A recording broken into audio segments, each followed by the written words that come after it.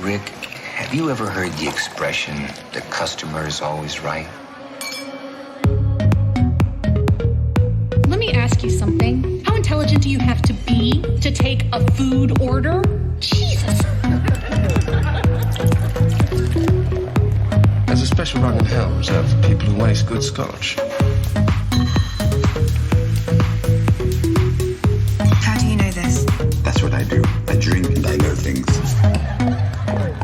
All right. Welcome to the Ananas podcast. My name is Sven, and I'm the founder of Ananas, an online training and management platform for the bar and restaurant industries. And I'm also the host for this podcast, where I get to interview and hang out with some of the most inspirational people in our industry in an attempt to try and figure out what it is they do differently in order to achieve their success.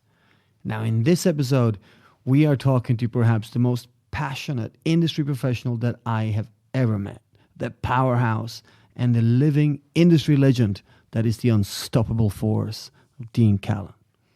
Now, I've known Dean for a long time and had the pleasure and privilege to have him work with us at my old business Behind Bars back in the early days of his career.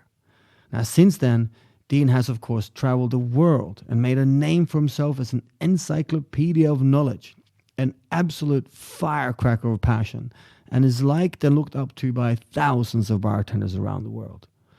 Dean is probably most famous for his role as the global brand ambassador for Monkey Shoulder, a job he left back in October 2016 after 6 years, to focus on his consultancy services and to pursue other passions. He also recently became a dad and is currently juggling a number of projects that he has on the go, as always. Catching up with Dean is never boring, always fun, and you always come away having learned something new. If you're aspiring to be a world-class bar professional or see yourself as a future brand ambassador on a global stage, then I highly recommend listening to Dean's amazing journey and great advice. I had such a fantastic time interviewing and catching up with Dean, and I hope you will find it equally inspiring and educational as well. So, without much further ado, let's get into it. Kapow! All right. Welcome to another Ananas podcast. Now, with me today, I have an old friend, an absolute legend in the industry, Mr. Dean Callan. Welcome to the Ananas podcast, my man. Thank you for having me, Sven. It's a pleasure. Dude, I am so excited, man. You got such a big brain when it comes to our booze and bar, and I can't wait to start digging in there, man. And you've had such an incredible career, so congratulations on everything you've achieved. Yeah, it's been a bit of a roller coaster, hasn't it? It's been amazing. Now, before we kind of dig into, normally when I start the podcast, I go straight back into the beginning, but and we will do that. But before we do that, actually, you've just returned from Italy, am I right? Yeah, I've just I got back last night from Roma Bar Show, which was epic, by the way. Like, I don't know if they'd done it before because I hadn't heard of it, but it was huge and it was beautiful. What was the bar show? Roma Bar Show. I'm not joking, man. Like, the site that they had was this massive building with loads of marble in it, and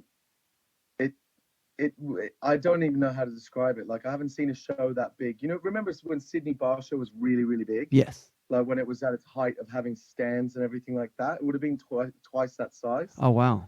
And yeah, the main speaker room was a huge auditorium, like the kind of thing you'd see at TED Talks. Wow. With really big, comfy seats and everything. And yeah, there was a Mexican village where, you know, everyone was there, if you know what I mean. All the distillers were actually there, and yeah, it was really nice. Sounds really amazing. well done. And I saw a bunch of videos of you riding bikes as well. What was that all about? Yeah, Martini have this great new program. I think it's just landed in Australia because I had a couple of Australian people over, where they take bartenders out cycling. And my wife's dad, so Stefano, my son's kind of grandfather, told me that if I was going to propose to his daughter, you know, I have to talk to her, not ask for his permission. But, you know, if I want to impress him, I should buy a bike and go cycling with him. So, yeah. And he told me it has to be a carbon bike. It has to be Italian. It has to have Italian components. Shimano are for fishermen and all these other things. And I'd never really ridden road bikes before. And, you know, I weigh 103 kilos. You know, Of like I've never muscle. been concerned about staying thin. So I don't go up hills very well at all. But I bought a bike, and the Martini guys knew that I had a bike and that I cycled a little bit. And the first year, they invited me across to Italy with them with a week's notice, and we kind of did the cycling. But I realized that there were a lot of people that didn't cycle on that trip. And when you're cycling, it's like playing golf. You're kind of chatting to people and you're doing exercise, but you're having a chat and you're getting to know them, and you're all doing a challenge together. And at the end of that cycling week, A I've made week some of new cycling. friends.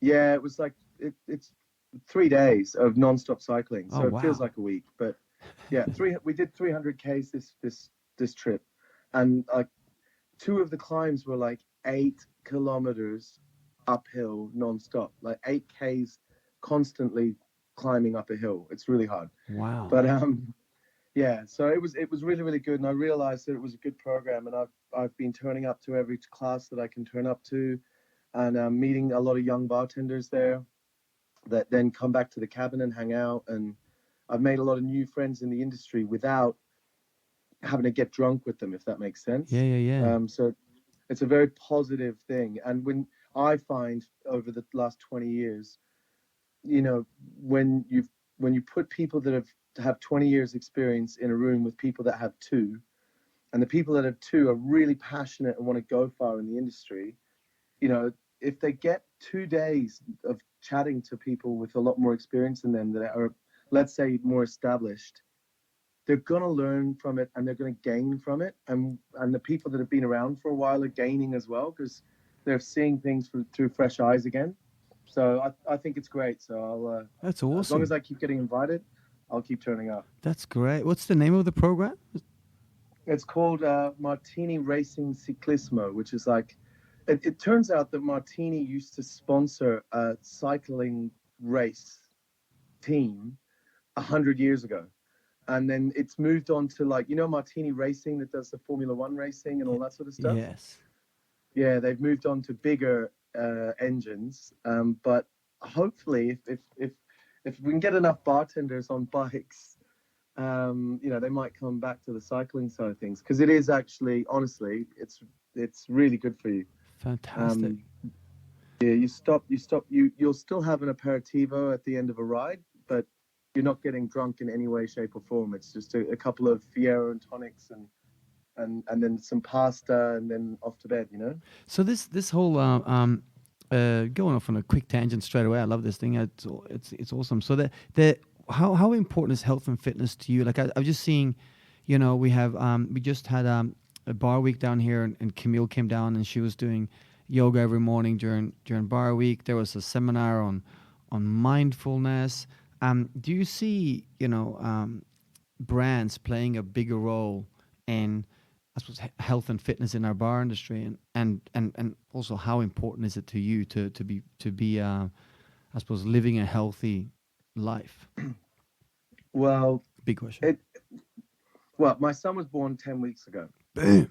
And yeah, so when he was born, the importance on my health and fitness went through the roof, because I realized I'm going to be running around with him in about 5 or 6 years. Yes. But from an industry point of view, like, you know, I consult for brands, and if they're not working on something low alcohol or no alcohol, or at least working on some sort of wellness and fitness program, they're crazy. You know, like in London, it's kind of right at the heart of everything that's going on. The consumers haven't picked up on it yet, but if you recall, you know, in 2005, 2006, bartenders were all drinking Negronis, Yes. but you couldn't give them to everyday guests. You know, they'd throw them back in your face. They were drinking porn star martinis and Kaiparoskas and stuff like that. You know, you were still muddling stick drinks. So if bartenders are now becoming more aware of their health, mental health, physical health, and wellness, it's as a result of years of feeding people that largely haven't learned to drink properly, Manhattans and old fashions and strong bitter drinks, and then watching them kind of struggle with them, for the best, in the best possible way, most polite way I could describe it. I think it's the starting point for bartenders and people in the hospitality industry to realize that owning or running a bar is as much about giving people quality drink as it is about taking care of their health and wellness. A duty of care sort of attitude. Oh, yeah. It just we haven't hit on that as a topic yet. The first step is, we can make low alcohol cocktails, or, put in non-alcoholic spirits. We'll touch a little bit on non-alcoholic spirits a little bit later on, I think, for sure. Yeah.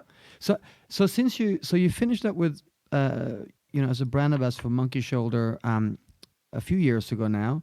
So since then, what have you been doing? Is it consulting, like you just mentioned? Yeah, mostly. I've been consulting. One of the things, I guess, I'm mostly doing my work for William Grant & Sons, because they've got an agreement with me, kind of thing. I was working previously when I was a global brand ambassador for Monkey Shoulder. I was also what was it? I can't remember the exact title they gave me, but it was like innovations advocate or something like that. Or on trade, that's it. On trade advocate globally. Wow. So what that meant was that I could work with, say, Hendrix in a workshop for 2 days, 1 month, and then the next month I'm doing like a Tullamore Dew workshop or Grant's workshop, or working with the new product development team who work for developing entirely new spirits. Amazing. And my job would be to give them the kind of feedback they'd expect from a global brand ambassador who's been traveling all over the world,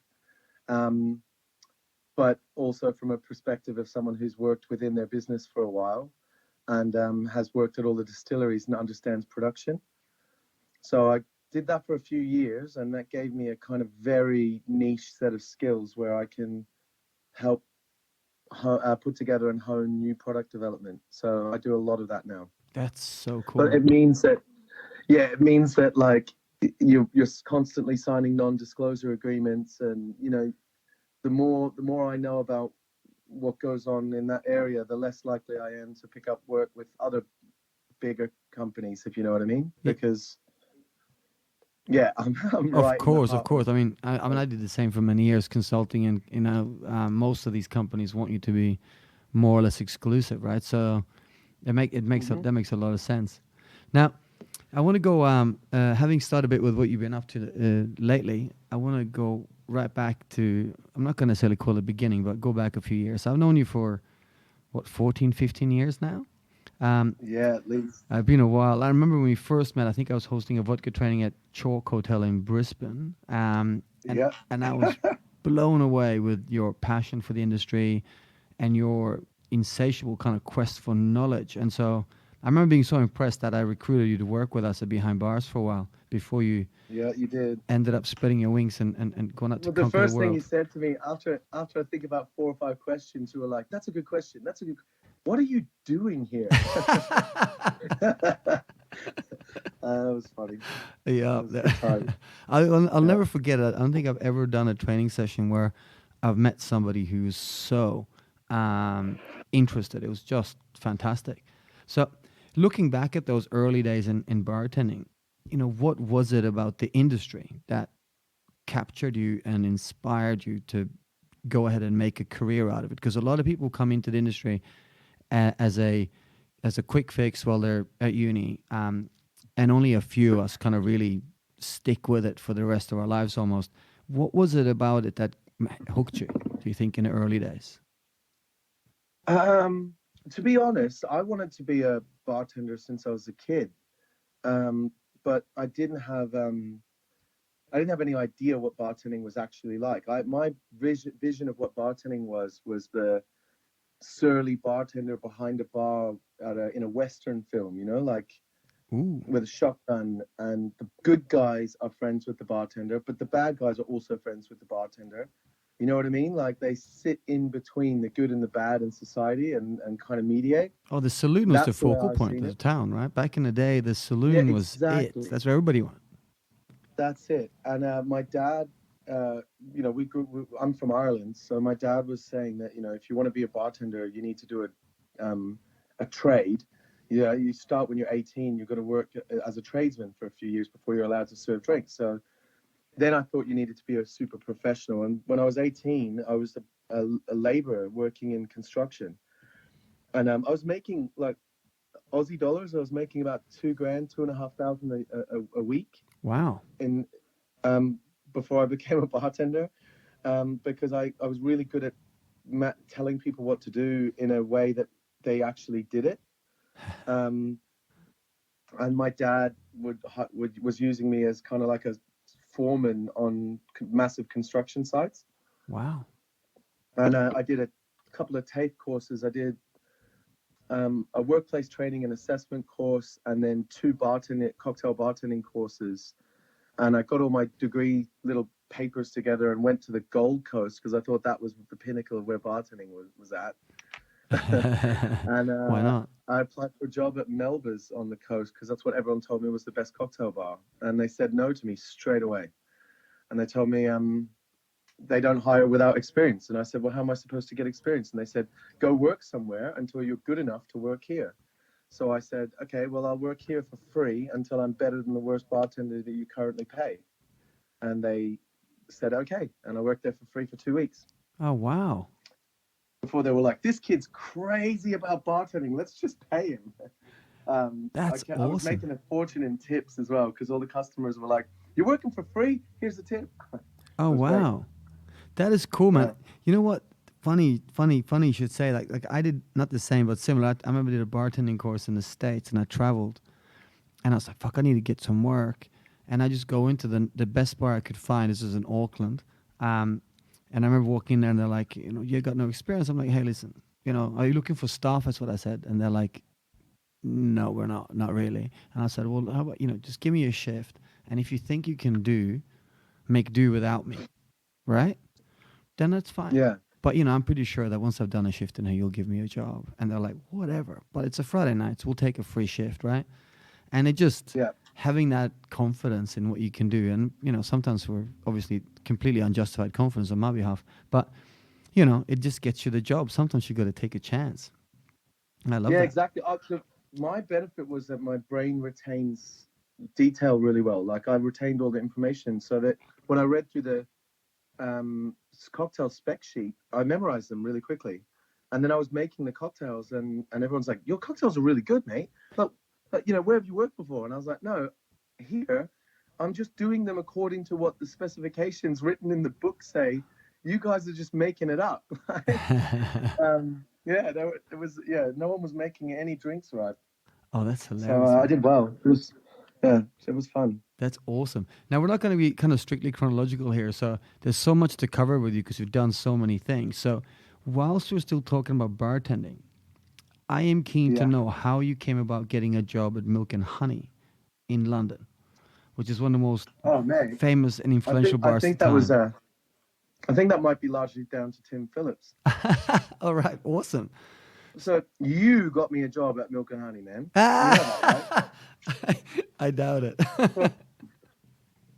You hired Tim Phillips to work on Behind Bars team. Yeah. I met Tim through the Behind Bars team. Tim went to London. He did the hard work of getting a job at Milk and Honey. I went to London. Tim did the hard job of convincing them that I was worth hiring. Oh, that's awesome. Yeah. Well, I think Tim got me the job. The credit still lies with Tim. Oh, that's awesome. Now, in your opinion, because I mean, Milk and Honey at the time was just the famous place. What was it about Milk and Honey, do you think, that made it such a famous and much awarded venue? At the time, personally, they were sticking absolutely as best as they could to Sasha Petrovsky's ethos of, you know, giving people quality service and making drinks properly. And a lot of other bars around that time were, you know, they were experimenting constantly and changing their menus constantly. Whereas, you know yourself, if you want to be an expert at something, you have to put 10,000 hours into it, right? Yeah, that's right. Now, if it takes you 1 minute to make a daiquiri, then to be an expert at making a daiquiri, you have to make like 1 million daiquiris, right? But if you don't even have a daiquiri on your menu, then how can you hone that skill of making a daiquiri? Like, you have to wait for a guest to order it. Um, so at Milk and Honey, they're sticking to classics, but they're not changing. They're making them to the absolute best of their ability. They're adjusting them slightly for the taste of the guests that are coming in. You know, because people's palates change. You know, 15 years ago, 100%. people liked sweeter drinks. Yes. So you're just adjusting it to people's palates, but you're effectively making the same drink over and over again, and you get really good at it. So I think that was one of the key things. And the servers rotated. At that time, I had never worked on the floor. Well, someone tried to make me work on the floor, but they failed miserably. um, and you know, when you start working on the floor and you're capable of making every single drink and you know them inside and out, it helps with the speed of service. So honestly, that was one bar where I think I've learned the most in my entire career. Working next to Tim Phillips and Dave and all those guys, was really good. Amazing. What were what were some of the things you learned working there that you kind of has stayed with you since? The one that stayed with me the most was definitely the prep for juice. All right.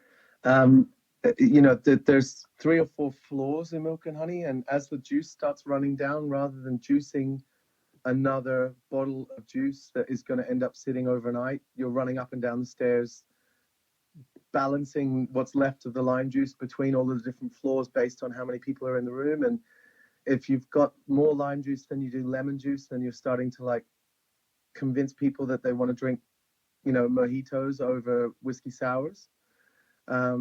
Yeah, and I never really put much thought into how much lime juice is worth. You know, like we're paying more for the lime juice than we're paying for the rum. Oh yeah. I mean, we have in Ullevi, Melbourne, we've had weeks where we pay more for limes than we do in rent. Oh my God! No way! That's so bad.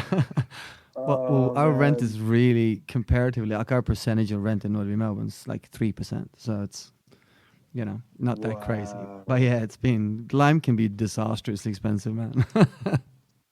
Yeah. So you know what I mean, right? Yeah.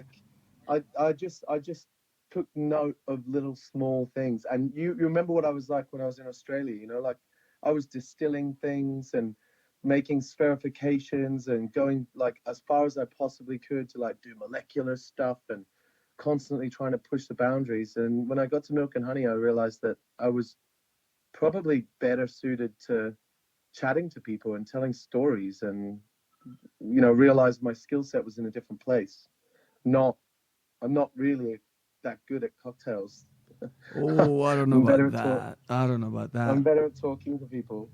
You have some great banter. So in your opinion then, what does it take to be, you know, the complete package as far as being a great bartender goes? Like if you say you were going to open your own bar, what qualities and skills would you be looking for when hiring bartenders? It's really funny because the things I now look for are strengths people have that are some of my weaknesses, if that makes sense. 100%. So I think the number one thing, if you really truly want to be successful, and I think it would apply to any kind of job, is be able to stand back and have a look at yourself for what your skill set truly is. Sometimes you can have too much confidence in yourself. Sometimes you can have too much self-belief. But if you want to advance, you need to stand back and be able to honestly tell yourself where your strengths are, where your weaknesses are, and work on those weaknesses. And it might be that you don't deal with stress really well, or it might be that you're like me and too hyperactive to work in a really quiet bar. You know, like uh, if you know yourself really well and you're able to make a good read of yourself, then you get better at reading other people, and you get better at understanding where you fit in and where, you know, when to shut your mouth as well. Because I think that's I've important. missed, I've missed a lot of things in my lifetime just because I was busy bragging about myself when I should have been listening to what other people were telling me, you know? I think this idea of understanding your weaknesses is something people miss out on a lot. Like when I was in the Navy and I came out of the Navy, I thought the greatest thing I learned in the Navy was it helped me identify what my weaknesses are and what makes me a dickhead. And I think, you know, I don't know everything that makes me a bastard, but I have a good idea of some of it. And then when I hire people today, not that I do it very often now, but I always ask them what their weaknesses are, like one weakness. And if they can't tell me a weakness, then I'm not hiring them. Because if you can't identify your own weaknesses, then you just aren't self-aware enough to be able to fit into my organization, right? So That's it. Self-awareness, I think, might be the true biggest skill. that's awesome. Um, But going on to so you want to hire people with good self-awareness. Is there anything else you'd look for? Like, what is it? If I rephrase the question, so what do you think it takes to be a great bartender? If you think about some of the great bartenders out there, what are the skills that they have, or the knowledge, or the behavior that they have that sets them apart? I think the bartenders I most respect, the ones I fall in love with, they have a natural empathy for people. And you know, the bartending, you're not just running up and down a bar like smashing drinks out and, you know, spending every hour of the day prepping and all the rest of it. You're giving a lot of yourself away. There's you need to have a lot of fuel in the tank, and often the people that have the energy, that have the drive to keep giving, are people that get something back from giving. You know what I mean? If you turn up to work and you hate on the guests every day, then you're missing out on the joy of getting along with the guests. If you're turning up to work and you're having a good time with the guests, and then you're charging them, which is one of my issues at the moment. After 10 years of brand ambassadorship, I forget to charge people for anything. But like, if you can have a good time at work and your spirit is up and you're lifting other people's spirits up, then, you know, you're going to last in the industry. But if everything you see is a negative, and you're just going to keep digging a hole for yourself. And I think that's where, you know, as we mentioned it earlier on, you know, health and wellness and awareness, and that's become a big trend at the moment. But it's because some people have gotten so caught up in some elements of the bartending world that they've forgotten that they're supposed to be having a bit of fun. You know, like, people go to bars to have a good time. That's right. They don't go there for a lecture. They can get that on a YouTube channel or something. You know, like.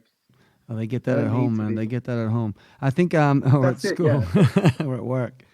I think that's such a good point. I think that there's you know, people who stay in hospitality for a long time and who really, you know, progress throughout it, I think are genuinely, you know, like genuinely want people to have a great time when they're in their venues, and genuinely, you know, put effort into making sure they have an amazing night. And that's why we are in this industry, because we like to serve and we like to make other people happy. And I think that's an amazing point, that's what sets people apart. I love it. Yeah, that's it. If someone walks into the room and they lift the mood, Yes. that's the guy I want to hire, or 100%. girl. How many times I've been out with people that are drunk and they go to McDonald's later in the evening, and if you can tell someone's really good at bartending when they spot that guy behind the counter at McDonald's who's enjoying their time and smashing it out, and they're like, "Oh, that guy, someone should hire him for a bar." Yeah. You know what I mean? When you can spot people that would be good, because of their natural flow and nature and the way that they're doing things. It kind of comes right back to just being able to have, enjoy yourself and lift the mood for other people. I've never poached anyone from my venues just because I know how hard it is when somebody comes and poaches your staff. But I have hired the guy who cut my serrano at the local butcher's as a waiter in one of my bars. Oh right, yeah. Because I got such good service. I was like, bro, ever thought about working in hospitality? You gotta come work for me, man. And he was like, okay, cool. Never thought about that. I had that myself and Dom Wissen, Dominic. I know the name. He used to work at the Savoy Hotel. We were up in Isle Oh yes, Skye I know recently, Dominic. and we went into a deli, and the guy behind the counter in the deli was amazing, and he would have been 17 years old, 16, 17, and he was just killing it. He was such good banter, so much fun, and we both looked at each other and went, oh, someone should hire that guy. Someone should get him into bartending. But yeah. Oh man, you should have just done it. Now, you've done a lot of traveling over the years, and while we're still on the topic of bartending, I'm going to get into all of your amazing ambassador stuff in a second. But do you have any standout bar or bartender experiences you can share with us? So over the years, you've met so many bartenders and probably countless bartenders in bars. Do you have any experiences that really stand out? It's like, wow, what an experience. There's been a couple of moments that have absolutely changed my view of the entire industry. I think probably one that would be most relevant. Do you remember when I left Australia, and I was telling you like, I want to travel around the world and go to distilleries and bring a camera and videotape the distilleries. Yes. So that I've actually written this down as one of my questions later on. But anyway, keep going. Yeah. And I wanted to go to bars and videotape bartenders so that, like, if the Japanese style of bartending is going to be the next big thing, then people can actually see an evening worth of bartending, right? But I'd been so focused on the quality of spirits at that time that when I went into this small Chinese bar in Shanghai, but it was run by a guy called Mr. Kinsan, and how do I describe this? I sat down and I ordered a Manhattan, right? And he didn't ask me if I wanted it perfect or dry, because he knows a Manhattan is a Manhattan. Yeah, exactly. Good man. So he goes about making me a Manhattan, and I'm not joking. He reached for Jim Beam Black, and I nearly had a heart attack because my Manhattan at the time in Press Club was on Carpano Antica Formula Vermouth with like Gary Regan's Orange Bitters and it was Old Potrero Rye, because that was the only stuff we could get in Australia in 2006 or 7, whatever it was. And I nearly had a heart attack. I immediately thought it was going to be crap. And he picked up martini, and it wasn't in the fridge. And I was like, oh my God. So like little arrogant Dean Callan attitude just suddenly wrote off the drink, and I thought it was going to be terrible. And he poured without pourers. And I just thought, how can he possibly know the proportions are right and everything? And then he stirred it, and he used like hand chipped, like, clear ice and everything. And I was like, oh, okay, well, his ice game is on point. And he strained it out and gave it to me. I'm not joking. It was one of the best Manhattans I've ever had. Wow. And he just knows he goes through the bottle of vermouth in one day. Like he doesn't need to be concerned about it. And he very patiently, very quietly kind of put it up and gave me a nod and a smile, and I tasted it and I went, oh God, okay, I don't know what I'm doing at all. And I've had a couple of those moments in my career that I another 4 or 5 years later, I was right back up at the top of my kind of arrogance when I went to another bar in Osaka in Japan, and the guy made me a sidecar that blew me sideways. It was so good. I had to order another one and watch how he put it together. Wow. And and not only that, but I was with a guy called Mr. Tori, who he's called Mr. Tori because his surname is Suntory, and he owns Sanyo Busen, which is a massive distributor in Japan. And it was the first of 5 bars we were going to. I'm with Xavier Paravani and a few other people. And because this guy's drinks, his classics were that good, I refused to leave. And Xavier was like, "Hey, brother, this is the owner of the distribution company. Like, we're in Japan. You can't be disrespectful to this guy." And I'm like, "I'm staying. I'm sorry. No. Like, I'm staying. I'm getting more drinks from this guy." And he's like, "Dude, you're going to get fired. You're new to this game. You can't do this as a brewmaster." I'm like, "I don't care if I get fired.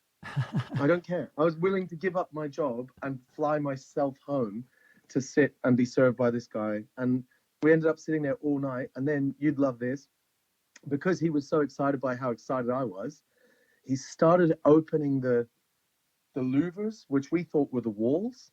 And there were doors that led to vintage spirits he'd been collecting for 30 years. Oh, wow. He opened an 8-year-old Glenfiddich for us. Like, it was the 1964-65 bottle, like, wow. Unopened. Yeah, man. Because he's like, "Oh, you guys are with the William Brown's company? Here you go." And he had, like, I mean, I can't even describe it. There was so many mothballed and, like, old school dead distilleries and bottles that people would just lose their mind over. And do you know what else? He didn't put today's price on it. If he bought it 20 years ago for $100, then he was marking it up to his 75% GP on the original price, not how much it would be at auction today. Wow. Yeah. So Mr. Sanyo Busen, he gave me a gift at the end of the week. He thought I was cool. I didn't get fired. But amazing. Yeah, those moments, we were in the bar and it didn't look like an important place to be. The guys didn't say anything about it and just blew my mind. And that guy's not, it's not like he's on the 100 most influential list. No one really knows him, but totally amazing. Like, everything he did. He paid €5,500 to a shipbuilding company that builds the boats, the icebreaker boats. Where you're from, you know about them, right? Yeah. He paid the engineers that build those boats, because they're experts in how steel interacts with water, air, and ice, to study his shakers and tell him at what temperature and how much ice he should be putting in the shaker to get the optimal oxygenation of the liquid. And he's got this massive report that's in, I can't understand it, but I got some of it translated. But yeah, he's a ninja. And he has 2 different ice machines, one at -20 and one at -10, because at different temperatures, or the ice works better for different drinks, stirred or shaken. That's super cool. And he's got plastic shakers and all this other stuff. Like, he's got all these techniques he's built over 22 years of working in the same bar, making the same drinks. It's pretty cool. And the next time I went back to Japan, my only thing that I asked for was that I go to that bar, and they arranged a guest shift for me. Oh, wow. Yeah, and he'd never played music in his bar in 22 years, and I was playing hip hop and getting him to do laybacks from Venencias. So we were filling the Venencia with cocktail, and then he was laying back on his bar, and I was, a Venencia for sherry. Yeah, you have to explain. A Venencia is basically what the sherry bodegas use to draw a small amount of sherry out of a cask without tearing apart the floor yeast that sits protecting the sherry from the oxygen. So it's a long, bendy stick with a measure at the end. So imagine a jigger at the end of a bendy stick, and you stick it into the cask. It draws about 50 mil. You pull it out, and then to pour with it, you actually have to flick the jigger up into the air, and then get the tension on the bendy pole right, so that it stops at just the point that it will pour without flicking all over the place. Oh, wow. And I was doing that with him with his mouth open in his bar. It was pretty cool. And Chris Morris came in for a drink from the master distiller of Woodford Reserve. Awesome. It was pretty cool. Yeah, it was pretty epic. It was an epic night. But that changes your life. You don't see bartending the same way. That is a super cool story, man. Thanks for sharing that. That's Yeah. dope. Sorry, I went on a tangent. No, there. that was awesome. That's awesome. That's exactly what we want, and we got loads of time, bro. So that's coming into your ambassador time, right? So you had an incredible career as a brand ambassador, and most people know you as the global brand ambassador for Monkey Shoulder. But before that, so when you left after you left Australia, you traveled to China where you worked for Bacardi. What was your role in China, and what were some of the things you learned whilst working there? Oh my God, China was amazing. The difference I've seen I arrived in China in 2007, and the very first person I met, that everyone was like, "Oh yeah, you got to meet Sebastian. He's the best bartender. Got to meet Sebastian." And he's a French guy that kind of did flair bartending, and he was making martinis. He had a martini bar where everything was a flavored martini. There was a raspberry martini with absolute vodka, raspberry puree, Boiron raspberry puree, and sugar. And then basically every drink that you got was absolute vodka, different flavored puree and sugar, shaken. And when I first met him, you know what I was like, right? When I left Australia 2007, I was like so full of myself. And I meet this guy, and he put, the handshake you give people when you shake their hand with your right hand, but then you use your left arm to literally grab their, like, what's the biggest part of your muscle, like the fancy looking bit, like I can't remember, I don't know the name of it, but you grab their arm and like feel their muscles in their arm. He did one of those handshakes and introduced himself. He was like, he's French, and he's like, "My name is Sebastian. I am the best bartender in China." Oh, nice. And that's how he introduced himself as the best bartender in China. And I looked him straight in the eye, and Lee Limford was standing next to me, and I was like, "You know every single bartender in China?" And he said, "No." I was like, "How do you know you're the best bartender in China?" And he hated me so much. After that, he just totally hated me. And then then I beat him and won Bartender of the Year that year instead of him. So were you bartender of the year in China? Yeah. It was like Editor's Choice Bartender of the Year, because when they originally told me, and I said, you asked my advice on who's really good at bartending, and then you gave me an award. You can't give me an award. You can't do that. So they had 2 awards that year, one for Editor's Choice and one for People's Choice. And right. I won the Editor's Choice one, which was pretty cool. I lost it though. I don't know where the plaque is. I sent it back to the UK, and it's gone. Oh no. So what was it? What, right. Weren't you working as a brand ambassador while you were in China, or would you work as a bartender? Yeah, but before that, I was working in a bar called Zapatas. So, long story, but basically, this was one of the things that taught me so much about bartending as well. I went to China, and a friend, Party Marty, kind of hooked me up with a job and everything. And when I went to the bar that I was meant to work in, being full-scale arrogant Dean, I just went, "Nah, I'm not working here." And then I hung out with a friend of mine who I was meant to be learning from him. He's a chef. He's a really good chef. And I decided I wanted to work in the kitchen for a while. But he was an executive chef of 5 different restaurants, and he just sat drinking all day and doing numbers. So I sat with him drinking all day. But I had bought a bunch of vintage cocktail books while I was in Australia.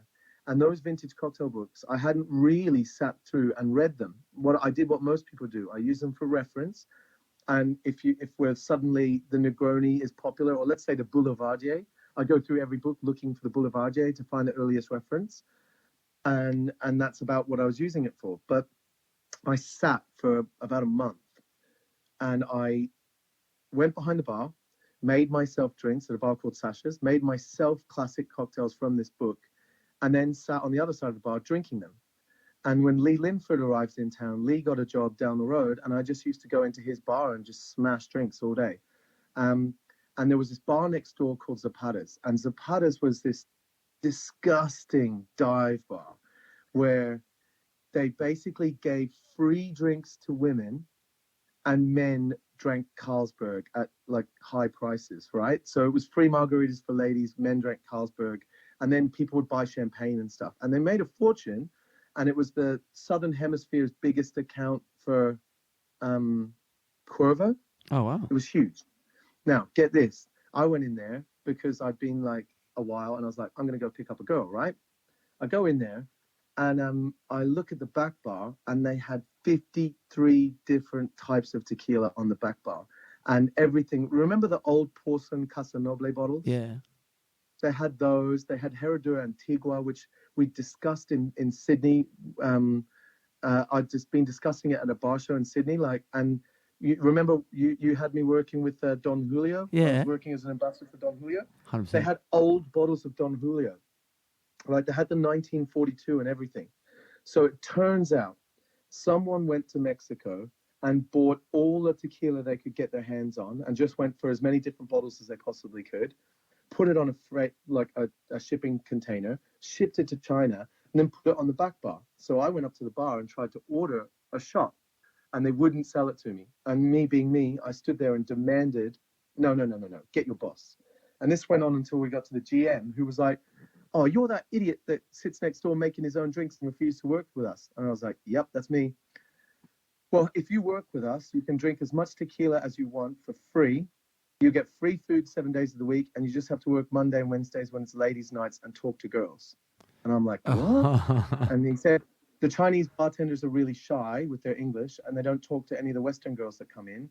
And all the Western guys are trying to pick up Chinese girls. So you just talk to the Western girls. And I was like, really? Yeah. And then I asked him if I can smoke cigars behind the bar, and he said yes, because it was. Oh, man, I'm going to work there. I'm not joking. I used to smoke cigars behind the bar. I had like a whole box of, what was it? Monte Cristo number 2s, the Torpedo Maduras. And I used to smoke cigars behind the bar, and there was a ladder that was 3 stories high with all tequila. And I'd climb up the ladder, get a bottle of tequila, climb back down, pour myself a shot, climb back up, put the tequila back, drink the tequila, smoking a cigar. And then I came up with the idea of every hour on the hour, we would play the tequila song. And I would get on the bar with the girls with like a tequila bottle in each pocket. And it used to be tequila bottles, and we changed it to like a pre-mixed cocktail so people didn't get too wasted, because people danced on the bar top. And then I would pour tequila down people's throats at, once an hour from a height, like free pouring. And all I could think about the whole time was the fact that I had 5 RSA courses that I'd done in Australia.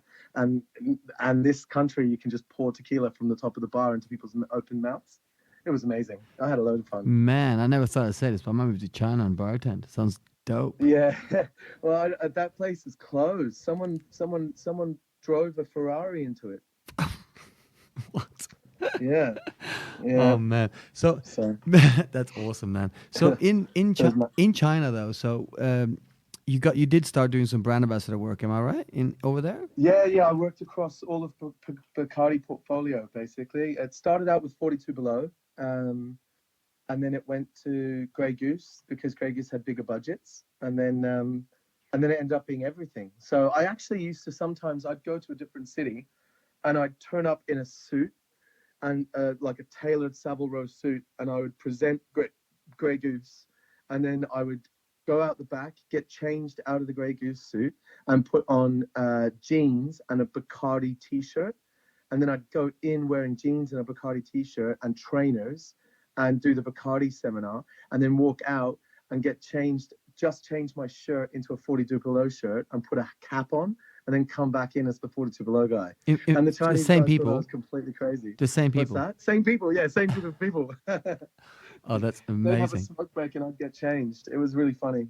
So going from bartender to brand ambassador, the question I'm kind of keen, one of the questions I'm really keen to kind of answer from you on is, what were some of the steeper learning curves for you going from bartender to brand ambassador? So what kind of new skills did you need to learn?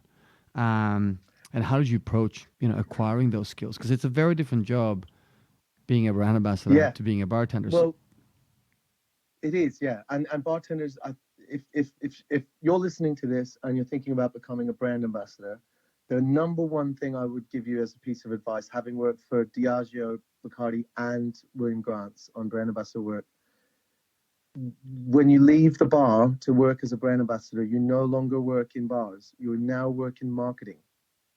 And the marketing manager that might not know much about the brand that they are marketing, that's not their job. Their job is to market it. They do need to know something, but they don't need to know the level of detail that you know in the industry. They might have come from Colgate, or they might have come from selling pharmaceuticals. They know what they're doing in their world, which is marketing. Like they're not booze people. So the first instinct you have is, oh, you don't know the difference between this and that? Drop it, because you should learn as much about marketing as you possibly can, because that's the industry you're moving into. And that's a harsh truth that takes a little while to really sink in. It takes a while. And to really be a great brand ambassador, you need to have a synergy between you as the brand ambassador, the boots on the ground, out meeting the people, and the marketing team. Because if you don't, you're going to lose your job. That's awesome. I Right. think that's really awesome advice. And so Yeah, it's something you don't see. You can't see that when you look at a brand ambassador, because they're never going to tell you that there's something going on behind the scenes, because their job is to never show you that. So that's that's the best very piece of cool. advice I can give you. Very, very cool. Now, while you were a brand ambassador, you would have judged, because you just don't give an advice. I'm going to jump down my list of questions here and get to another one. So, as a brand ambassador, you judged a number of cocktail competitions, right? And you also competed and won in a bunch. Yeah. So you've done a lot. So you're the fastest bartender in the UK for a while, right? Or the world. What I won. Yeah, I won rematch. Yeah, that was funny. That's the Yeah. so what advice do you have for bartenders who want to become a great cocktail competition competitor? So I for one believe that winning comps and being a great bartender aren't the same.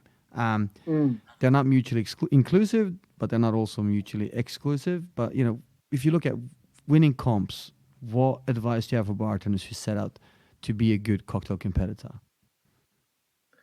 Um, you can't just copy and paste a cocktail that's great that you had for Bombay to work for Tanqueray 10. You might have a great recipe and it might be really good, but you do really need to know what the guys that are running the competition are looking for. And if they want you to create the next, La Hermosa for Bacardi, or the Cuban Made, for example, cocktails that have been successful in big international competitions that people might know, you need to be able to make a cocktail that doesn't use 3 homemade ingredients and all the rest of it. If they're looking for you to demonstrate that you're basically a chef, then go for it. You really do need to know what are they looking for. What is the one thing that they're aiming to get out of the competition? Because even though the competition is aimed at you representing them and winning something, there always needs to be a return on investment. Otherwise, that competition won't exist. In a couple of years, there'll be no more competition. So they need to get something back from you. So if they're looking for you to push the boundaries, push the boundaries. If they're looking for you to make a cocktail that can be recreated all over the world, then start thinking about what's available all over the world. Really look at the detail. And it might not be, they might not have given you a good brief. They might not be really well described in the criteria. But you can tell by watching the videos, listening to the way they're explaining the competition, seeing their marketing, what they're actually gunning for. And after that, be yourself. If you start pretending to be someone else when you're on stage, then it's going to get old really quickly, and it's only going to frustrate you and them. So know what they're looking for and be yourself. That's great. I think I that's would really say. good advice. I think not enough people read the brief. I've judged a lot of competitions where, the competition is very rarely won as the best drink on its own. It's Exactly, yeah. there's a lot of other Yeah. stuff that plays in. So if you read the brief, if you go out there and you call the two testes, for instance, right? Chances are you're not going to score high Yeah. on naming the drink. nor are you going to Yeah. score well on brand alignment. And there's all kinds of little points normally in the brief that if you pay attention to where the points go, you got to harvest points outside just the cocktail itself. Exactly. Yeah. When I was in Australia, the only time I ever beat Jay Lambert in a competition was because they weren't looking for the best drink. He always made better drinks than me, and like by so much. It was like, if it was just purely blind and it was on the drinks, he would have won easily. But yeah, I read the brief a little bit better sometimes, I think. If Jay's listening, then, I love you, mate. I learned so much from you. I think it's really good advice. You got to know what they're looking for, even like understanding who the judges are. So, if you don't if you got 4 people who work for the brand team, then obviously you're gonna have to big up the brands. But if you got 4 independent, bartenders working or judging, then maybe figure out what kind of drinks they have entered in the past, and Exactly. doing some Yeah, that's research. really I think good. Yeah, they should announce the judges on every comp long before they ask for the recipes to be in. I think it's important people know who the judges are. I mean, I got so much to say on comps, but you brought up one thing that I thought was really interesting. It's something that I have thought a lot about, and I don't do competitions anymore, but I don't run competitions anymore. But one thing you mentioned was return on investment. So I have this opinion of fear. I'm going to say, when I started setting up competitions, and we're talking 15 years ago, or longer, no, about 15 years ago, we did see a return on in investment because there were so few comps, and the people who participated, say for instance the Smirnoff Black competition we used to run, the guys who entered that 15 years ago, I see them today and I still think Smirnoff Black's a great vodka, and I think that back then there was return on investment because there's so few comps, and people who entered it got an emotional connection to the brand because it was such a rare thing to be part of. And you put on great prizes as well. Yeah, we put on some good prize. Well, I didn't. Diageo did, but do you think today, with all of the competitions that are out there, and bartenders going to a Grey Goose dinner one day, and a Jack Daniels one the next, and a Tanqueray one the third, and flying to the Caribbean with one brand one year and going to Russia with another one 2 months later, do you think that brands actually get return on investment these days? Is there is it worthwhile? I think it depends on scale. It's really awkward because, for example, right, I'm not going to name the company, but there's a company that has a competition that goes global. And I've traveled to 83 different countries now. Dang. So when you're traveling around the world and you're constantly moving and you're constantly talking to bartenders, they're running that same competition year round. As soon as the winner's announced, they start again. Yeah. And in the UK, they're asking people to enter. It's quite easy to enter. You just enter. You have to stock the product that you're using, maybe, and then if you're a top bartender, like you're working at one of the top 50 bars or something like that, and they're super recognizable, they can see that they're going to get return on investment because they've got this mega star entering their comp, so it's going to draw more smaller names into the fray. But in the UK, you can just enter. If you wanted to enter in, say, South Africa, you have to stock their entire range and hit a minimum volume target. So some of the comps, they might be smart in that they're using some more developed markets to influence the less developed markets. And I'm not saying South Africa is less developed, but I just use that as an example. But when I was traveling through Eastern Europe as well, the rules for them state that they have to stock all the products, but also if they enter one comp, they can't enter any other comps that year. Oh wow! So yeah. So then you've got a top bartender who's just been locked down and can't do anything else, and they become unpaid ambassadors to that company because every other brand kind of says, oh yeah, they're a such and such person, and then they don't get the support from the other brands. And as an ex-Monkey Shoulder global brand ambassador, I was going to towns where I knew these guys, and I'm like, hey, so dude, you're not going to enter in the comp? Oh, I can't. Oh, okay. And like they'd have Monkey Shoulder, they'd be selling Monkey Shoulder, but they'd have it under the counter and hidden away so that whoever else rep can't see it, you know? Wow, that's really interesting. Yeah. Obviously, different markets are going about their own way. Because I do think that, competitions are such a great thing for the industry. But my fear is that because there's so many, and the companies aren't getting return on investment anymore, we're going to see them go away. To be honest, I thought we were going to see competitions disappear already because it's just no return for most of them. Too. I find it's a bit of a shame, to be honest. But when in my day, competitions, you might have won a bottle and some pride, and then they kept getting bigger and bigger and bigger, and as they get bigger, they draw more resource and you need more. But also, as markets started to become dark markets and you can't advertise alcohol in the same way, some of those advertisement budgets started to free up. And people started to shift them to advocacy, which is where brand ambassadors were suddenly able to support the bar industry. And that led to bartenders asking for handouts. Nowadays, like, someone's been bartending 2 years and they're like, oh yeah, can I get support for this and this? And it's like, dude, whoa, wait on.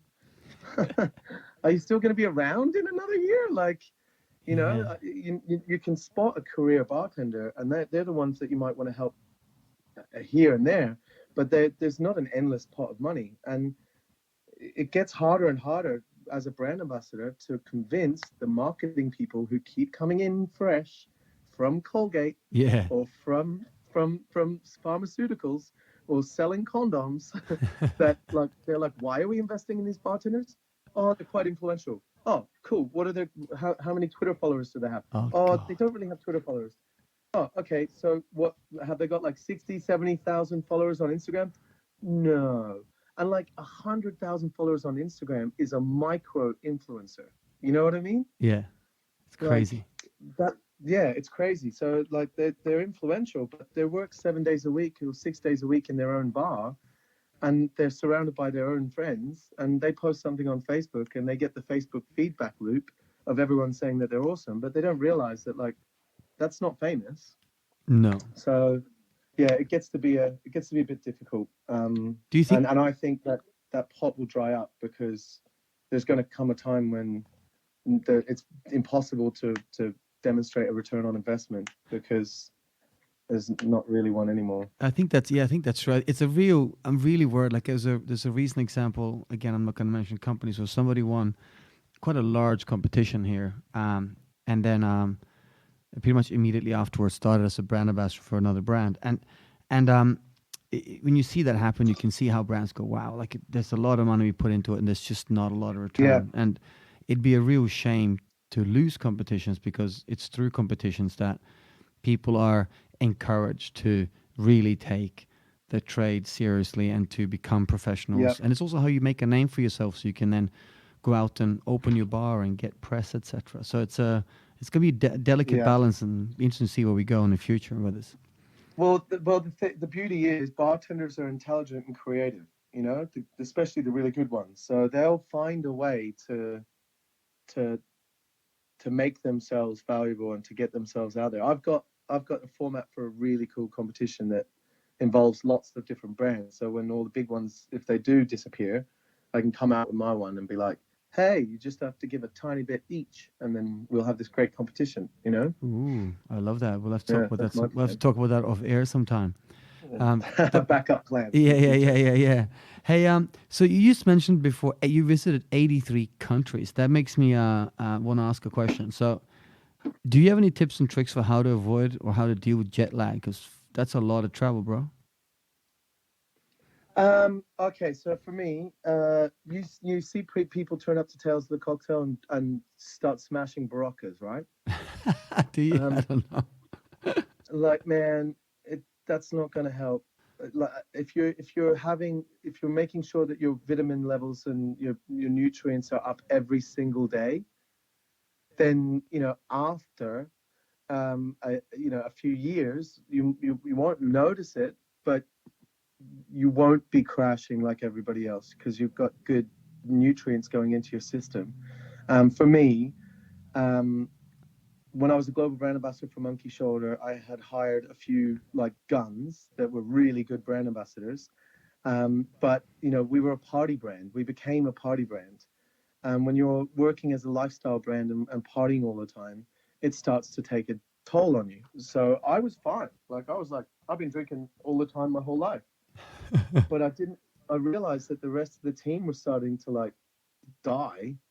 And then I hired a nutritionist who it was in my house when they were all at a global brand ambassador meeting, who came to us and gave us recipes for green shakes that we could make, told us how the liver processes alcohol, why then, if you're smoking cigarettes and adding all these other toxins in and eating McDonald's almost exclusively on the road, your liver's having to do 4 times the amount of work. Whereas, if you're having a green juice with breakfast, you're having avocado on toast, or smoked salmon with a bit of like sour cream on some rye bread or something like that. Like it's much better than having like McDonald's, or Burger King or whatever. So for me, my best piece of advice, if you're going to travel constantly and you're going to start working in brand ambassadorship or anything like that, feed yourself very well, hydrate constantly.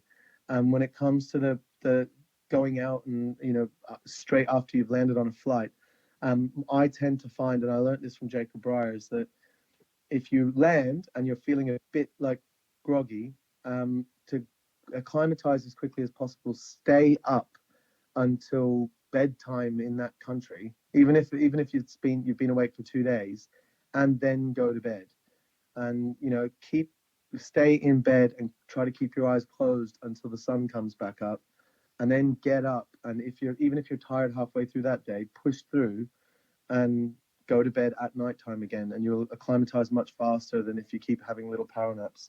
That worked for me. Oh no, I think that's 100%. I mean, I do the same. I use a small collection of various pills to facilitate that process. But I think you're 100% correct. Like you gotta probably try to time your sleep on the plane in correspondence with where you land, so that if you're landing at 7 in the afternoon, you're not coming off an 8-hour nap. That's going to destroy you. Regardless, it's better to stay up. And if you are landing at 7 in the morning, having been awake for the previous 12 hours on the plane isn't going to help either. So it's getting that. Yeah, exactly. Planning that sleep is important, because it's all about sleep, really. It's really all about sleep, and nutrition helps. Like 100%. if you're eating well, like I'm not saying don't drink, but like if you're gonna drink, make sure you're eating well. Oh, so important. Important. Definitely always helped me. When you I'm going to move into some non-ambassador stuff in a minute, but there's just so much to talk about. Do you have so you mentioned some highlights from bars previously. I'd like to now can you think of any highlights, 1 or 2 from your career as a brand ambassador? And I'm more thinking about projects you participated in or experiences that you've had. Money can't buy stuff potentially, because as a brand ambassador, you must see and do things that us mere mortals don't quite get access to. What are some of the more interesting or outlandish things that you've done that really kind of sticks with you as a great memory? When we were working festivals with Monkey Shoulder, we had like a Monkey Shoulder tree house at the festival, and like we got put in the artists camping with all the VIPs and all the like actual performers and everything. And obviously, me being me, the bar in the artist camp closed super early, but I had like a massive cooler box with like pre-made cocktails and beers and stuff on ice. And we set up a little kind of like table in the middle of the room. And I'd only just arrived in the UK, and all these like famous comedians and musicians and all that sort of stuff just kind of hovered around a little bit, were looking at us. And and it was like tons of booze. So we were like, "Hey guys, you want beer?" And they're like, "Oh yeah, well, yeah." And like, I didn't know who they were necessarily, but it turns out like they're on television all the time. You know what I mean? So one guy hit on my now wife, and she destroyed. He's a comedian, and she destroyed him, and it was amazing.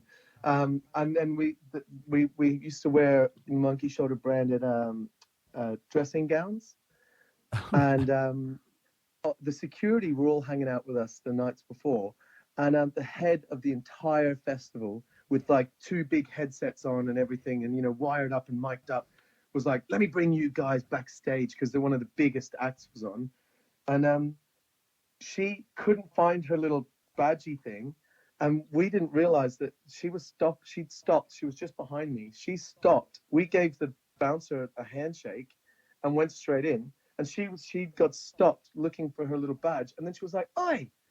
And because they recognized us with the bath gowns, we walked straight into the back of house of like one of the biggest concerts, and she got stopped.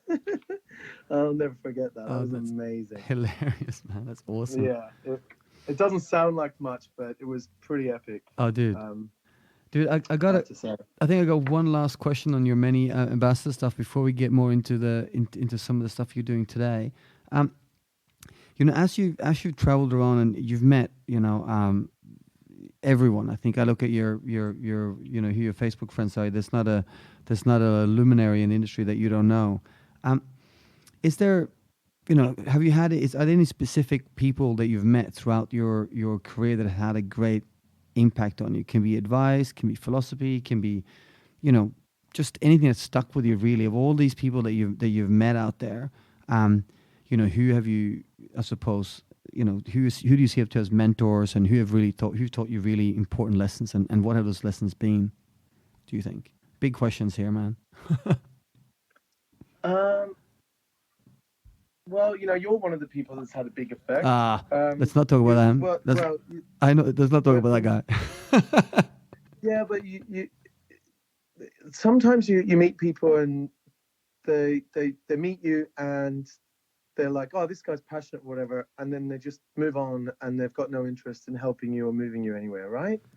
Yeah. But like yourself, Jacob Briers, Martin Newell from China, John Gaku. There's so many people. Angus Winchester's helped me quite a bit. People that are like truly like passionate and interested and knowledgeable. When you chat to them and you genuinely want to learn and you genuinely want to do well for the industry, and more so when you start helping other people and not expecting anything back, they can see that, and then they're like, okay, he's one of us, like he's one of the crew that's going to keep helping people, and then they help you, and that's what's got me in rooms with other people that have then helped me along the way as well. You mentioned Jacob Briers, for instance. Like he's someone we've interviewed, and someone I really respect, and the brain on that guy is incredible. Like can you think of anything really that? Intelligent. Yeah, he's fiercely intelligent. That's right. Yeah. Can you? I mean, I know I'm putting you around the spot, but can you think of anything, for instance, that he may have taught you or inspired you, or advice he's given that's stuck with you? Because he seems like he's just so wise, Well, he does this great thing where when he decides he's going to try to help you out, he makes sure to introduce you to everyone. Until like he stopped doing it now for me, but I think I can everybody at this point now. anyway, Dean. yeah, but Jacob does this thing, like even if it's on social media, like you're checking into a place and you're like, "Oh, I'm in Hamburg," and he'll like connect you to Jorg, Awesome. And if Jacob is personally messaging one of his good contacts and recommending you, that contact gets back to you and they take care of you, and then through that, like the industry connects, and you might not see it if you didn't know him, but he's been doing that for years, and so is Charlotte Voicey in the US. You go to Tales of the Cocktail and Charlotte, and she will not stop introducing you to people. If someone comes up and talks to her, she will stop and say, Dean, this is Anne, and this is Dean, or whoever it is that comes up to talk to her. Where you might, someone at the same level within the industry might turn their shoulder and start talking to this other person and completely forget you were there. You know what I mean? They don't do that, and that's been something that has really had a big impact on me. John Gaku introduced me to basically everyone in London. When I first got here, I was walking into bars or walking into groups of his friends, and it was like, ladies and gentlemen, Dean Callan. That's a nice introduction to get from John Gaku when you've just arrived in town.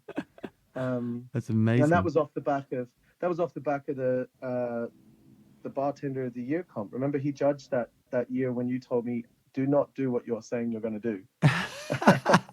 Do not do that, Dean. Don't do that. You're going to lose. You could win this. Don't do that. And then, I lost. Did you do it? I had fun. What's that? Did you do it despite the advice? I did exactly what you told me not to do, but I think it was the right thing to do. Like, whatever. People had fun. People still talk about it. Oh, man. Sometimes.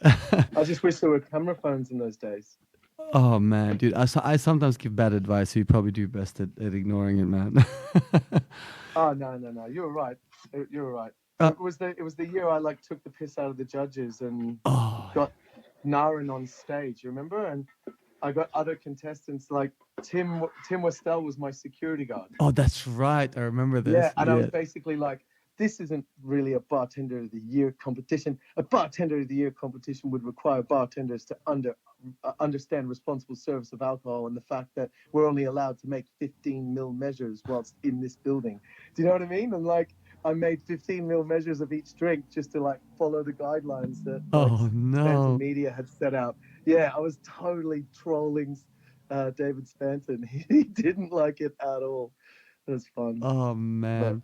You were like, don't do that, Dean. Remember, we wheeled in a massive speaker? Yes. Yeah. Oh, man.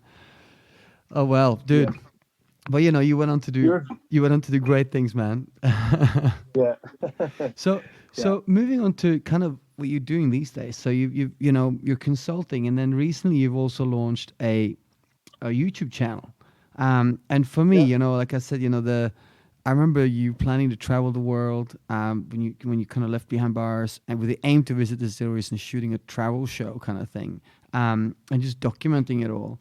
Is this YouTube channel kind of the, a new version of that idea? What is it, and what are you hoping to achieve with it? I suppose is the big question. Well, the original reason I started it was because, remember I told you I did a workplace training and assessment course, right? Yes. So my idea was, if I do a video teaching people how I like lime wedges cut. It's such a small thing that no one's really talking about it in the industry, like how to cut a lime wedge. But when you get a badly cut lime wedge in a bar, you're like, what? Yeah. They can't even cut a lime wedge? Like, what is this? And no one's teaching bartenders how to cut lime wedges because it's so beneath everyone that it's kind of embarrassing to even to talk about it. And I wanted to say, this is how I make sugar syrup. This is how many bricks are in the sugar syrup I make. And then this is how to read reflectometer.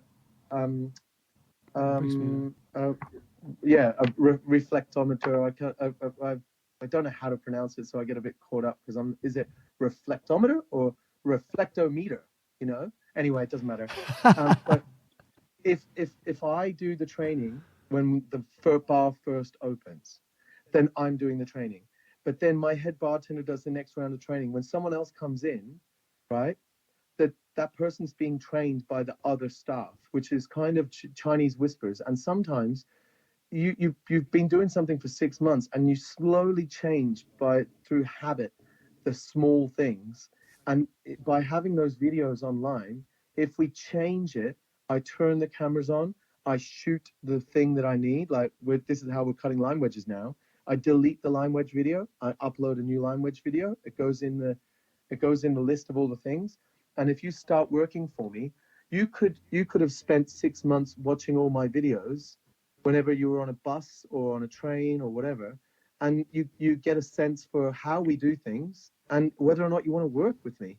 If you're seeing me interview friends of mine, like if you come to London and we sit in the cabin and we have an hour-long conversation and 20 minutes of it goes online, then when you come to the bar, my staff already know that you're Sven from Oz. Like, we know you. You know what I mean? That's Like, cool. it just gives them an insight. That was the idea. And more people kept asking to be on the show. So they're like, "Oh, can I be on the show?" And I was like, "Well, I don't. It's not really a talk. You know what? Yeah, let's do that." And then I tried to get them to do stuff. So I'm now having to review it because I'm terrible at editing. I've got loads of footage, but the idea is that we're going to cover the basics as best as we possibly can.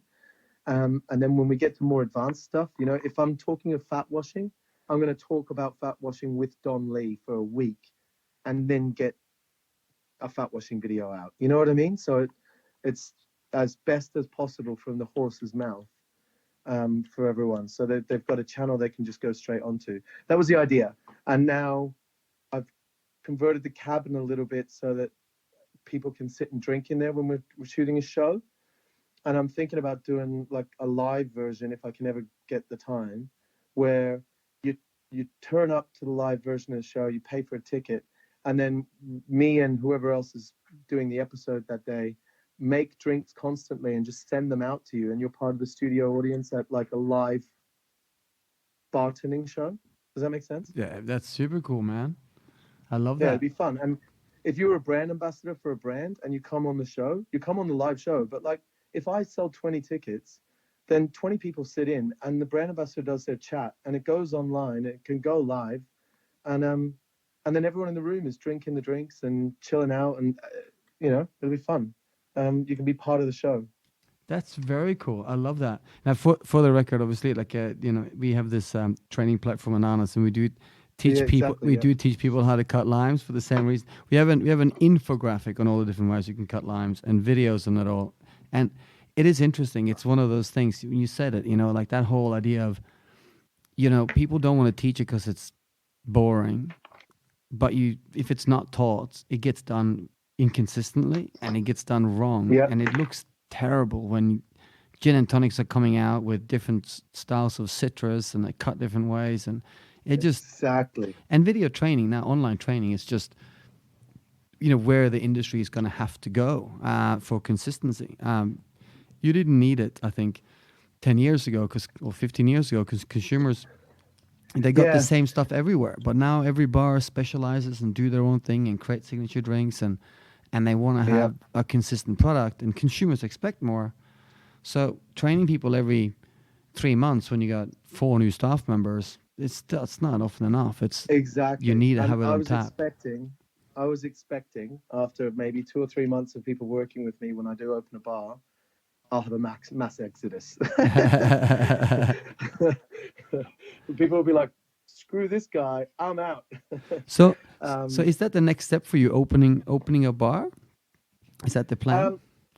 I keep looking at it, and I look at the numbers, and I look at what I'd be doing, and I think the biggest thing I'm having to stomach is that I won't be the bartender in my own bar. You want to be, or you don't and want to that's- be? I want to be, Yeah. but I won't be. You know what I mean? Like if I'm behind the bar, I'll just be chatting to people the whole time, and like there's younger bartenders are way better than me now. You know what I mean? Like I'd be arrogant to put myself behind the bar. I'd just be the host, but I want to feel like I'm old enough to retire from bartending, but I don't at all feel like that. So You're never going to feel like that. I'll tell you what, like I've got 7 venues now, and we're opening 2 more in the next 6 months. And what happens is just I opened a bar partly because I love bartending. I love being in a bar, and I didn't work the bar. I always just was a host. But you end up basically you'd start doing a business. You do what you love. Ideally, you should start a business doing what you love, and then say with behind bars. I loved training people. I loved educating up and coming bartenders and showing them how they could do things and show there's a career, all that stuff. And then you fast forward 5 years, and then I've got use you and Nick Van Thiel and Barry Chalmers and all these Tim Phillips and all these amazing people out there doing what I love. Meanwhile, I'm in the fucking office doing Excel spreadsheets and PowerPoints and dealing with lawyers and accountants and all That's of that it. stuff I'm I afraid hate. of that. I don't know if I want to do that. That's the But scary if I bit. can find a, I think I found people that I would love to be business partners with, and I've found a potential site, but Ooh, yeah. the person I'm talking to, they haven't even built the building yet. That's okay.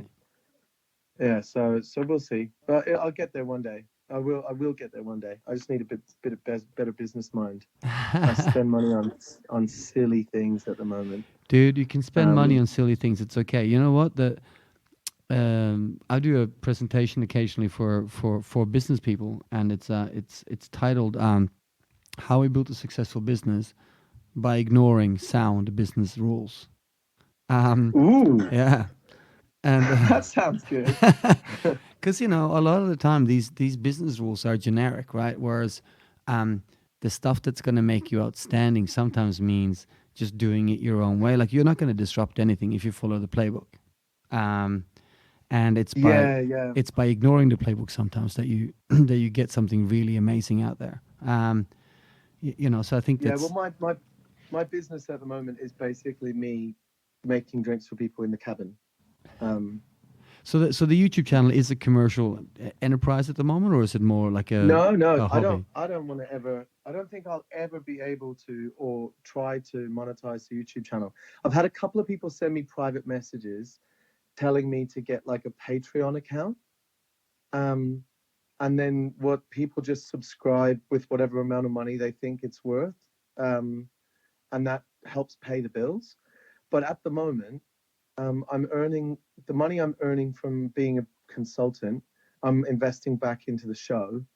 And then I just need to get better at editing them and getting them out. Because I've got plenty of people lined up to want to be on the show.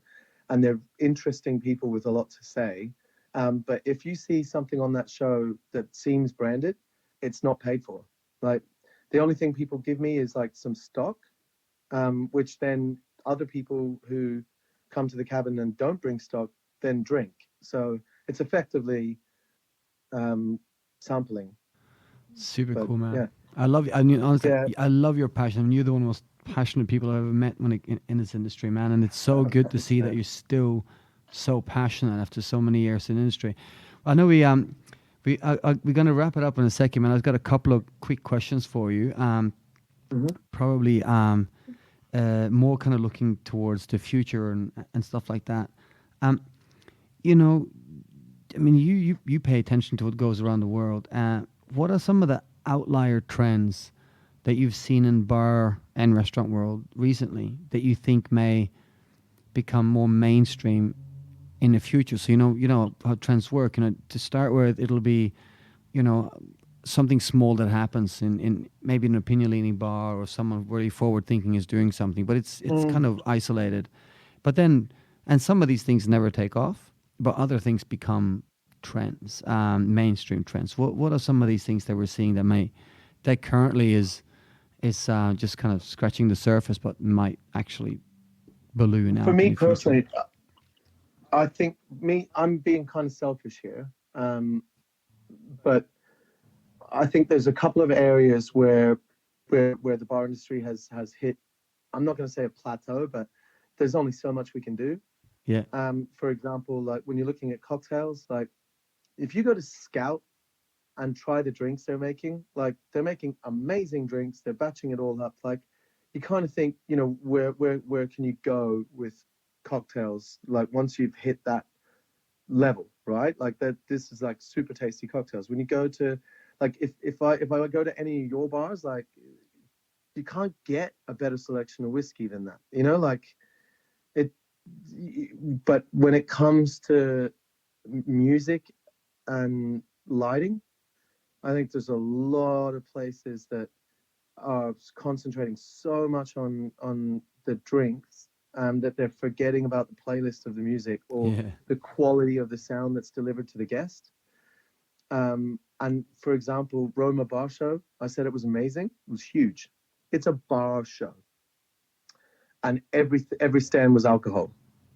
Yeah. You know what I mean? Like for me, there's a bar show should have like drinks brands. It should have like the ice machine guys talking through, this is how to get a Klein bell or whatever. There should be visual and audio cues. Like lighting has started to become popular, but there's so much more that people can do. Like about 100%. 5 or 6 years ago, I put spotlights in. Maybe, oh God, maybe 8, 10 years ago. Like myself and Zdenek, when Zdenek was still living in London, we had spotlights on our home bar, and now I've got them with times with music and remote controls and stuff. So like, if I'm going to make a drink and I want to put a really amazing garnish on with a twist, I can press a button and the light shoots down onto the drink, and it's like 5600K the color of the light, so it's really white, whereas all the rest of the lights in the cabin are 3200K. So it stands out a lot. And then I do a twist and you see every tiny little detail of the twist, and then I press a button and it's gone again. So for me, there's a lot to be said for lighting and audio, even just playlists. Like the Savoy Hotel, when they released the cocktail menu that was an actual album on Spotify. Did you see that? No, I did not. Yeah, I think people will look at that in 10 years and be like, that was great. Because they licensed a guy to sing famous songs, but in the Savoy on the piano, and then released it as an album. It's the Savoy menu on Spotify, and you can listen to their tunes. It's That's cool. They've given you at home an opportunity to not only just recreate some of the drinks, but sit and listen to the music that is played in the Savoy. And I think there's a lot of opportunity for people to put together playlists and get a DJ in, and get the DJ to play a set in your bar, and then, and use the name of the bar throughout the set, and then put it on SoundCloud. How does that not happen? Like, I'd like to know what the music's like in all these bars. You can read a menu, but if you haven't been there, you don't know what the atmosphere is like. Whereas you could transport people through music and sound. Anyway, that's a good. I like this. I did a consultancy job many years ago now, but for Nick Ventile, and I did one for a hotel here in Sydney, and all we did, and we had really struggles to get through, but because it's a hotel and there's a lot of approval processes, but just by moving the coffee machine, turning the lights down, yep, and not allowing the staff to play what they wanted, and providing them with a set playlist that basically had was designed for different levels of numbers of people in the bar, different times of the day. We increased turnover by 30%. That's it, and that's before we put in a new cocktail list, a new drinks list, and we trained the bar staff properly. But just by making it a more attractive space, like the only thing we moved was a coffee machine, because the coffee machine was bang in the middle of the bar, which was meant to be a cocktail bar, but it looked like a weird cafe with booze in it. And by getting rid of that, lowering the lights, fixing the music, 30% up. It was just, what, man? Crazy. Yeah, I think it's one of the things that we could certainly talk a lot more about. Like, and Van Thiel's he's a DJ, man. He's an expert at that sort of thing. He's been killing it since God knows how long, since he was born. Yeah, but it's such a massive. It has a massive impact. And there's a bar in London. I don't know if it's on all the lists and stuff, but you don't hear enough about it. But the Sun Tavern, the Sun Tavern? No, I don't know it at all. Okay, Sun Tavern it looks like a bar in New Orleans, like a seedy kind of, it's been broken down sort of bar, but it sells Irish whiskey as one of the main kind of staples. But from what I've heard, they hired a guy who is a set designer for films, for movies. And no one understands light better than the guys that are doing the lighting on movies. So the louvers on the windows are set so that when the sun is setting in the evening, they hit the louvers at just the right level, with just the right separation between where the light cuts through the louver and where it's blocked. so that you get those like lines that you see in movies where the window has, the sun is piercing through and you get like rays of sunlight coming through. Yes. That's cool. That's Like cool. that's a level of detail that you wouldn't notice until you don't know why it feels so comfortable. You don't know why it looks so cool.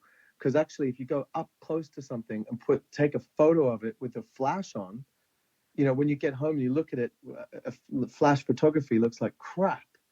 But then in the venue at the time, it looks amazing. And it's because they got the right color of light, the right amount of light. It's hitting it the right way. That's something that we don't hear anyone talking about. There's no seminars that tells the cocktail on that sort of thing. I think It's like these things are taking place in different bars. I think that, when you hire because a lot of the bars that, in my opinion, that make it onto these lists are making it onto these lists because of the people that work there. And there's a small community of people that pat each other's backs. But and we've been lucky to be in these lists. I'm sure we're guilty of the bat slapping. But if you go to a large venue, if you go to the, even in Australia, you go into the Merivales, etc., the bigger groups. I mean, they do hire designers and they do hire sound engineers that think about all these things.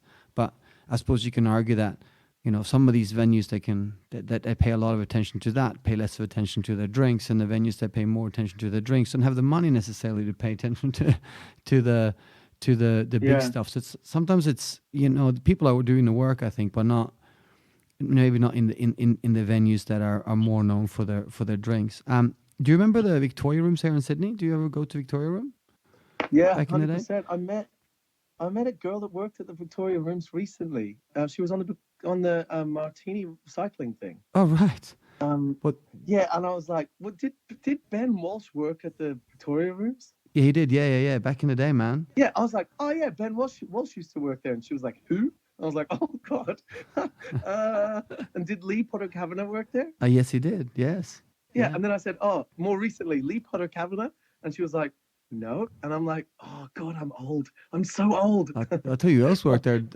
Anton Forte and Jason Scott met there, I think, and they got that's where they met and started this Wheelhouse group. But my point was going to be that that venue was designed by set designers as well. So the owners there, I believe, were in film, and they at least one of them was a set designer, and they applied that skill, and that's part of the magic, I think. Same thing when you came in there, it was the lighting, it was the setting. You had a feel to it that transported you away. And I think you're right, like that set design, that kind of touch really helped. Yeah, see, for me, I would love to see, seminars on that and pointing out like little tips and stuff so that, the guys that don't have the money, like the bartenders, can geek out on it, because not only will it help them in today, but bartenders are hyper creative people that are in that room all day, every day. When they start thinking about that, God knows what'll happen. It could get really cool,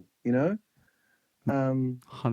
I'd like to see it be as much a focus as Clear Ice, If you remember the old bar show here that Spenton put on here in Australia, they always the old ones, they had a different sound systems there. They had point of sale systems there. They had the lighting companies there. They had even like uniforms and flooring, all kinds of stuff was there. And I thought that was a really, really good concept. But I think as times move on, we can find all of these people online now, and that's part of the reason I think why that side kind of fizzled out, because you don't want to wait till September when bar show is on. If you're opening a bar in April, you kind of need to find the lighting guy then. And September the previous year, you may not have had a site. So that I think with as we can find everything online, having a stand at a show like that became less and less important to those companies. Unfortunately, because it would have been real beneficial to us to be able to go to the one place and find them all. For one last question for you, my friend. I got so many things I can ask you. But if you could get a single message out to thousands or millions, well, depending, of people working in the hospitality industry, like what, I know it's a big question, so I'm going to waffle a bit so you can have to think. What would your message be if you could imagine almost like having like a digital billboard that anybody working in the industry could see, you know, and Dean Callan comes at the bottom? What would your message out to the industry be? Tough one. What's like the single most important thing you'd like to tell people? I guess like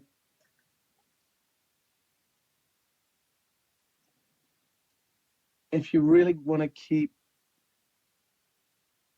an energy about you and keep your stay happy, then figure out what it is that actually makes you happy and try to do a little bit of it every day. When I know the piece of advice I give people when they feel down, because you might look at me and I always seem happy. I always have plenty of energy. I'm always bouncing about the place, but it doesn't matter who you are.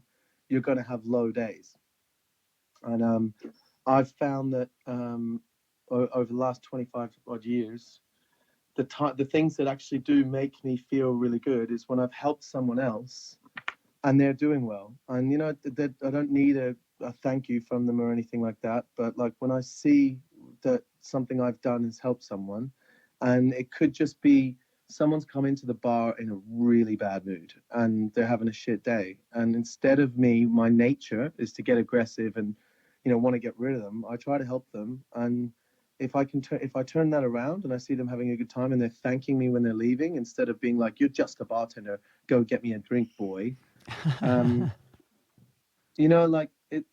it kind of makes me feel really good, and that's the thing I focus on doing. If I feel down, I try to help someone else out a little bit and try to lift them, and often it's kind of like that. If you fake it till you make it, like if you do genuinely help someone else out, it can lift you up a little bit, and that's always helped me a lot. You when you figure out what makes you happy, and it might not be the most obvious thing,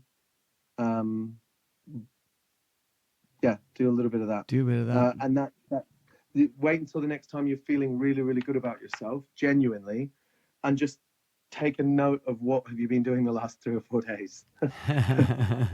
What made you feel really good? And if you keep taking a note, eventually you'll figure it out. And if you feel terrible and you're really down and you're cranky, give yourself 5 minutes to breathe and try to bring yourself back up again. It could be you find that you've got a gluten intolerance. You know what I mean? Or you're low in B vitamins. It could be anything, but you just do need to take note of yourself. And again, it's self-awareness, but self-awareness is important. That's awesome advice. I think what a lot of people, we don't do enough. I'm learning, and I've started doing this a lot lately, is that I do a journal, so I journal every day, and I reflect on every day that I have. But also, like the first thing I'll do when I get off this podcast is I'll take 5 minutes to reflect on what you said and what I really, what was the things I got the most out of. Because by doing that, I identify, what it is that I find interesting and what it is that makes a difference to me. And if you do that, like you said, when you're happy, and you do it when you're sad, and you reflect on, hey, how did I end up here? Over time, you actually get to know what triggers you, either direction, right? And you're able to put yourself in situations where you have less of the stuff that makes you anxious or sad, and more of the stuff that makes you happy. So I think it's fantastic advice. Amazing, man. You see that from old people. People have been around for a long time. They don't do shit they don't want to do. Oh man, that's they just don't. That's me to a T, man. I'm not doing that. Yeah, I've been doing that since before I was old, but now that I am old, I am doing more of it. You're not old. We'll be doing another one of these podcasts in 15 years. Hey man, remember the last time we talked 15 years ago? Yeah, dude. We're going to be around for ages. I'm going to live to at least 125. Man, Nick Van Thiel and Barry Chalmers have been calling me dad for like 15 years, bro. That makes me old. I thought Barry Chalmers was older than you. He's going to kill you when he hears the podcast, man. Oh, man, thank you so much for your time, buddy.